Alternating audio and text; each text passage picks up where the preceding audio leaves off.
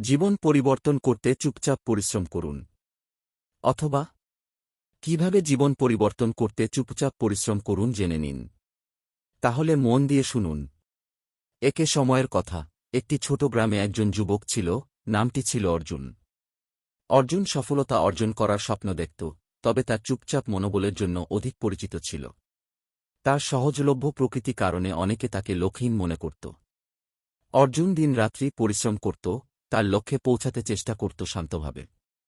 উনি নতুন জ্ঞান অর্জন করতে, নতুন দক্ষতা অর্জন করতে এবং তার দক্ষতা পরিষ্কার করতে নিরত ছিল। অনেকে তার প্রয়াসগুলির কোনো মূল্যায়ন করতনি, তবে উনি অপ্রতিরোধ্য ছিলেন। গ্রামটি তার জীবনে চলতে থাকলেও অর্জুনের জীবনে চলা একটি শান্ত সঙ্গীত ছিল। সময় কাটতে কাটতে অর্জুনের সঙ্গে তার প্রবৃদ্ধি হতে শুরু হয়েছিল।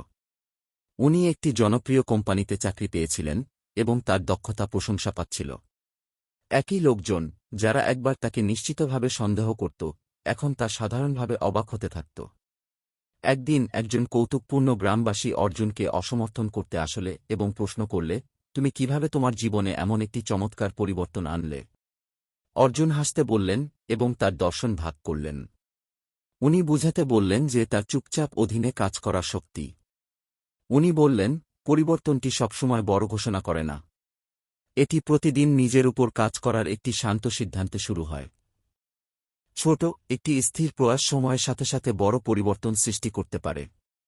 অর্জুনের গল্প গ্রামে ছড়িয়ে পড়ত, অনেক লোক তাদের নিজেদের আত্মোন্নতির জন্য নিজেদের পথে হইতে উৎসাহিত হয়।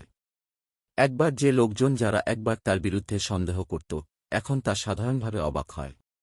এবং এভাবে অর্জুনের গল্প একটি উৎসাহের উজ্জ্বল হাস্য হয়ে ওঠে, সবাইকে শেখা দেওয়ার জন্য যে সত্যি পরিবর্তনটি ভিতরে শুরু হয় এবং সফলতার সিম্ফনি সময়ে শান্তক্ষণেই বাজতে থাকে।